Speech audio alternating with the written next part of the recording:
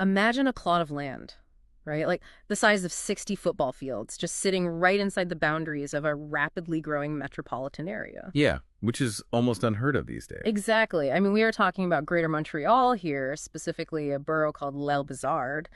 And, on the open market, real estate developers would pay tens of millions of dollars for a space like that. Oh, easily. Tens of millions. Right. They look at 3.6 million square feet of open dirt, and they just see like an absolute gold mine for luxury condos or townhouses, maybe some strip malls. Pretty much a developer's dream. Exactly. And normally when you see a massive green space on the edge of a growing city like that, you just sort of assume the bulldozers are inevitable. It's just a matter of time. Yeah, that's the standard narrative for sure. But today we are looking at how a group of people actually built this invisible, unbreakable financial fortress around a piece of land to stop those bulldozers in their tracks. So, welcome to today's deep dive. It's a really exciting one. It really is. Our mission for you today is to unpack a fascinating set of documents from wikiresidence.ca and infodrone.ca about a historic land deal. One that proves, urban expansion doesn't always get the final word. Because the pressures of real estate speculation in a place like Montreal, they are intense. They're omnipresent. Oh, absolutely. And the underlying assumption is usually that concrete and, capital will always eventually overpower soil and open sky.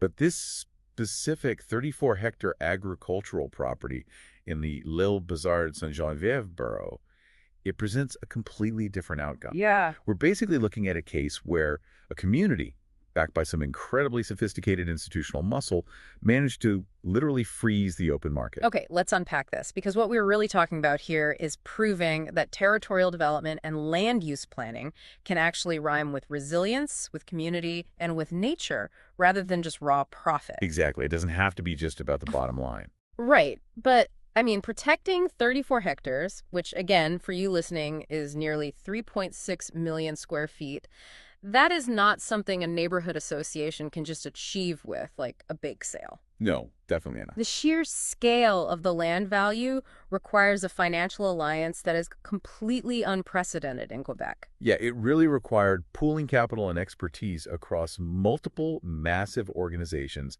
that honestly usually operate in completely different spheres. Right, they don't normally talk to each other. Exactly. So first you had the Fiducie agricole UPA-Fondaction. And their entire mandate is protecting agricultural heritage. Yeah. Keeping farmland in the hands of actual farmers. Which is super important. It is. And they teamed up with the Nature Conservancy of Canada, which is an organization strictly focused on ecological conservation. Okay, so farmers and conservationists working together. Right. They became co-buyers, but even with those two, they couldn't do it alone.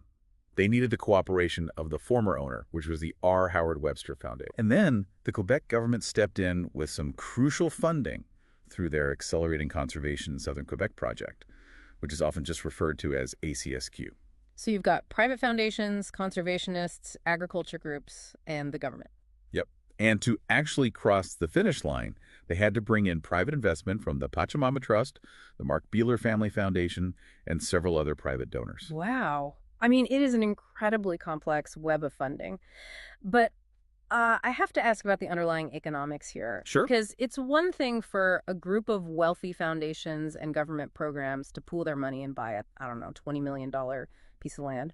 But once they own it, how does that actually change the economics of farming? That's the real trick, yeah. Right, because in the traditional real estate world, land is appraised based on its potential. If a tax assessor looks at a farm and says, hey, you could build 100 luxury condos here, they tax the land based on condo prices. Which completely prices out the farmer.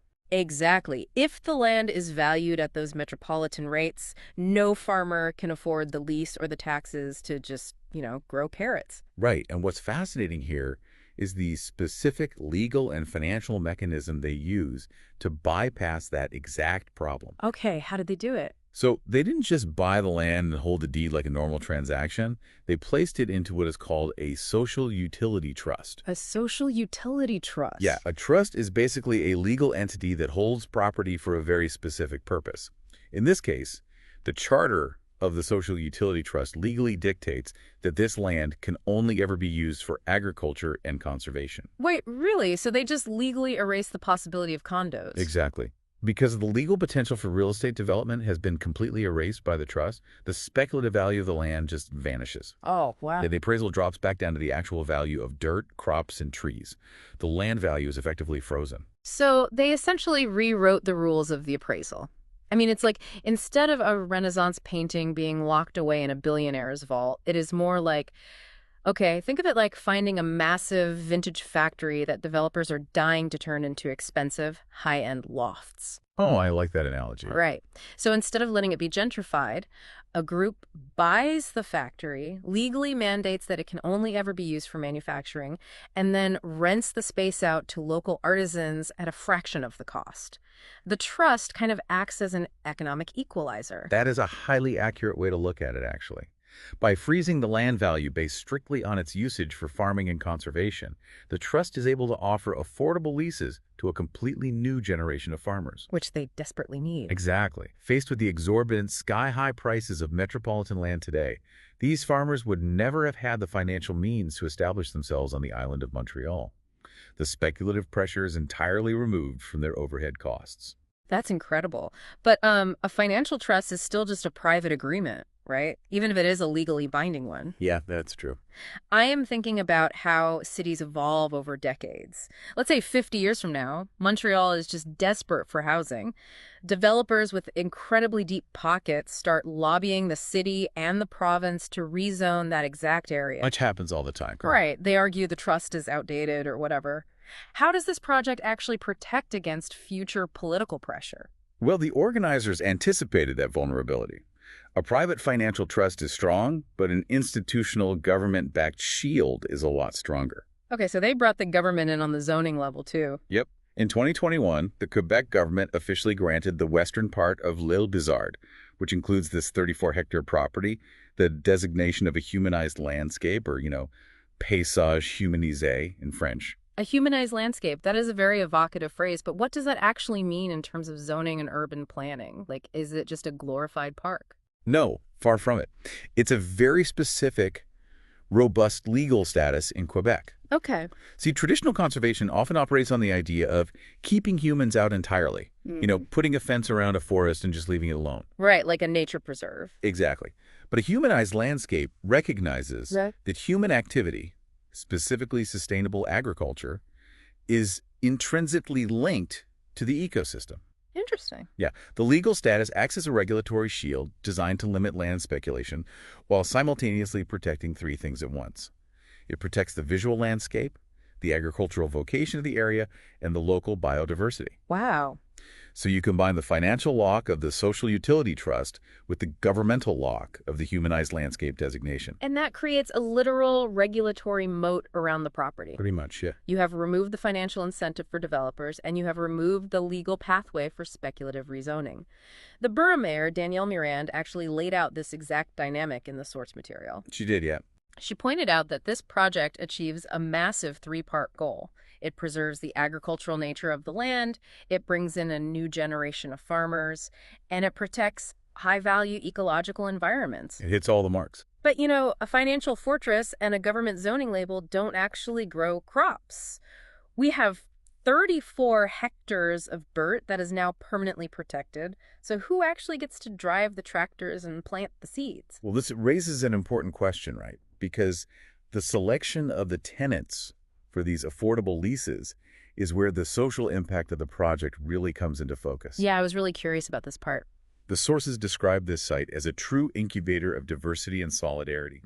They didn't just hand the land over to one massive corporate agribusiness to plant, like a monocrop of soybeans. Thank goodness. Right. Instead, they divided the leases among a diverse group of farmers who each serve a completely different segment of the Montreal community. Here's where it gets really interesting for me, especially when we look at the actual names and faces working this land. Yeah, tell us about them. So first, we have Hamadou Maïga.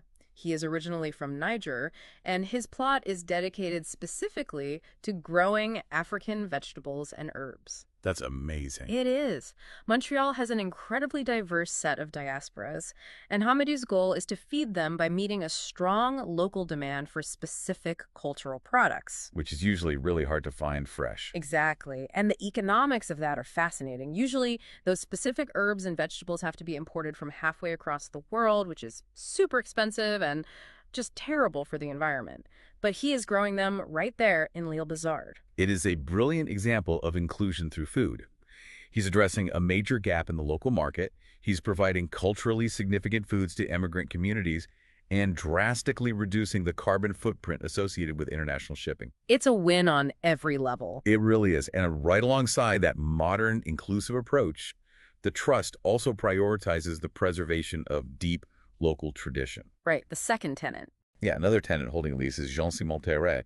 He comes from a farming family that has been established in that specific sector of Quebec for a very long time. Oh, wow. So real legacy farming. Exactly. And he focuses on growing sweet corn and watermelons, ensuring that the historical, hyper-local agricultural know-how of that region isn't lost as the city expands. So you literally have global inclusion right next door to multi-generational tradition. Yep, side by side.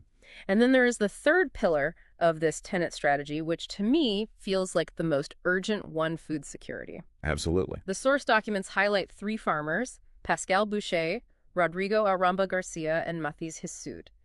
And these 3 are dedicating their plots entirely to the production of root vegetables. Yeah, the root veggies are key here. Right, and their mission isn't to sell, organic produce to high-end Michelin star restaurants downtown.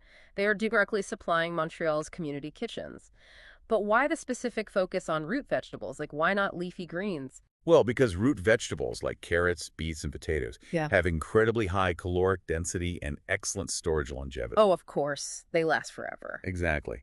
If you are supplying a community kitchen that is trying to fight food insecurity through a harsh Montreal winter, you don't need delicate summer tomatoes that spoil in 3 days. Right, they just go to waste. You need hearty, nutritious staples that can sit in a root cellar for months and serve as the base for thousands of hot meals. We are living in an era of severe, persistent food inflation, where grocery prices are a major stressor for everyday people. Tell me about it. Right. So creating a localized, short supply chain that funnels fresh, durable vegetables directly into the hands of those serving the vulnerable, that is a frontline defense against urban food insecurity. That structural detail totally shifted my perspective on this project. When you first hear about a, protected nature and farm park near a major city, the immediate image is kind of a tourist trap. Oh, for sure, like a commercialized farm. Yeah. You picture a petting zoo where families pay $20 to pick a basket of apples on a Sunday afternoon and buy overpriced jam. Exactly. But the sources explicitly state this site is not intended for mass tourism. Its success isn't measured by how much foot traffic it gets or how many tickets they sell at a gate. No, not at all. The value is measured by indirect attendance. It is measured by the thousands of meals served in those community kitchens and the families getting affordable, culturally relevant food through these short supply chains. The project exports its value directly to the people who need it most in the city, rather than requiring the city to drive out and, trample the land. That's a great way to put it. But that actually brings us to a critical tension in the project. Yeah. We've covered the agricultural output and the social impact, but we cannot forget that the Nature Conservancy of Canada put up half the capital. They are a co-buyer. Right, the conservation side. Yeah. And agriculture, even sustainable agriculture, requires clearing land, running machinery, and altering ecosystems. Tractors aren't exactly gentle on the earth. Exactly. And conservation is typically about leaving ecosystems completely untouched. So how do working tractors and pristine wetlands coexist on the exact same 34 hectares? It seems like a massive contradiction. Usually farming and ecological conservation are actively fighting each other for territory. They usually are. Yeah. But Karine Dellin, the general manager of the Nature Conservancy of Canada in Quebec, she addresses this head-on in the source material. Okay, what does she say? Her mandate is to prove a point. She states that this initiative demonstrates it's totally possible to protect natural environments of great ecological value while ensuring the maintenance of the territory's agricultural vocation. Okay, but how? Just hoping the farmers are careful. No, they are not just crossing their fingers and hoping the farmers don't damage the wetlands. They have actually implemented a rigorous, ongoing schedule of active management. Okay, yeah, the documents outline that in the months and years to come, scientific teams are going to be out there actively documenting, monitoring, and restoring the wooded areas, the wetlands, and the open environments of the property. Right, it's very hands-on. They are actively managing the ecology to run parallel with the agriculture. Because those natural spaces provide essential ecological services that the entire surrounding city relies on. The restoration efforts are creating a permanent sanctuary for field birds, for one. Which is great for biodiversity. Yeah. And they are protecting vital pollinators, specifically focusing on habitats for the monarch butterfly. But crucially, they are managing water regulation and climate change resilience. Okay, let me throw an analogy at you to see if I have the mechanics of this right. Go for it. It sounds like this 34-hectare plot of land is functioning as both a giant municipal sponge and a luxury 5-star hotel for monarch butterflies. I love that. Right. It's actively absorbing the environmental impact of the city while giving nature a safe place to rest and multiply. If we connect this to the bigger picture, the sponge analogy captures the underlying physics of the landscape perfectly. Water regulation on an island, which Montreal is completely surrounded by rivers, is an essential service for urban survival. Because of the flooding risks. Exactly. As climate change accelerates, metropolitan areas are seeing way more extreme weather events, much heavier rainfall, and a drastically higher risk of urban flooding. Yeah, we see those videos all the time now. Right. And when a city paves over its green spaces with concrete and asphalt, that rainwater has absolutely nowhere to go except into basements, streets, and, overwhelmed municipal sewer systems. Because concrete repels water, it doesn't absorb it. It just pushes the problem downhill. Exactly. But 34 hectares of restored wetlands, deep-rooted grasses, and healthy agricultural soil, that acts as a massive natural sponge. Just soaking it all up. Yes. It absorbs millions of gallons of rainwater, filters it through the soil, and slowly releases it back into the water table over time. And that protects the surrounding urban infrastructure from flash flooding. The Nature Conservancy isn't just out there protecting butterflies, They are utilizing natural infrastructure to protect the city's overall resilience to climate change. So, what does this all mean? We have a multi-million-dollar real estate acquisition pulling 3.6 million square feet off the speculative market. We have a social utility trust fundamentally altering land appraisals to freeze values. Yeah. We have a provincial government shielding the space as a humanized landscape to prevent future rezoning. Yeah. And we have diverse diasporas getting cultural foods, community kitchens getting durable root vegetables, and restored wetlands acting as a giant sponge to prevent flooding on the island of Montreal. When you list it all out like that, it's staggering. It really is. And what it means is that this project in Île Bizard serves as an undeniable precedent. It is a working blueprint for all of Quebec and, frankly, for any major metropolitan area dealing with urban sprawl. Totally. It proves to aggressive developers, to hesitant municipal governments, and to profit-driven investors that blending local agriculture, environmental conservation, and social inclusion generates a holistic value that is far superior to simple land speculation. It's actual value, not just numbers on a spreadsheet. Exactly. It proves that the relentless march of concrete is not actually a mathematical certainty. For you listening, I think this deep dive challenges a very deeply ingrained narrative. We are often told that as populations grow, urban expansion must inevitably consume nature and push out local farming. It's framed as unavoidable. Just the cost of progress, right? Right.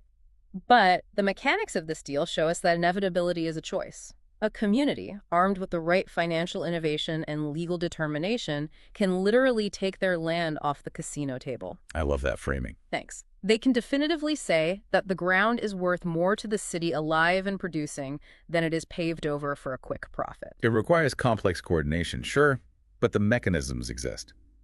The social utility trust and the humanized landscape designation are tools that have now been proven to work in one of the most high-pressure real estate markets in the entire country. Which leaves me with a final thought for you to explore on your own today. We have seen how this specific combination of a social utility trust in a humanized landscape works to freeze land values and save wetlands and farms on a highly speculative island. Right. But what if we took this exact same financial and legal shield and adapted it to other environments? Could this model be used to save the endangered urban spaces that give a city its cultural soul? Imagine using a social utility trust to permanently freeze the property value of a historic community center in a rapidly gentrifying neighborhood. Oh, that's an interesting idea. Or imagine implementing a similar trust structure to protect an independent arts district from being swallowed up by corporate high-rises, legally mandating that the space can only be used for creative production. That would completely change city planning. Right. If we can fundamentally change the economic rules to save the farm ground beneath our feet, maybe we can use those exact same tools to save the streets we walk on every day. Suddenly, those bulldozers don't look quite so unstoppable after all. Thank you for your attention. You can find all our articles, columns, and special editions in audio and text formats. Our content is accessible on mobile, tablet, computer, and television via wikiresidence.ca. Please feel free to share your comments and suggestions with us.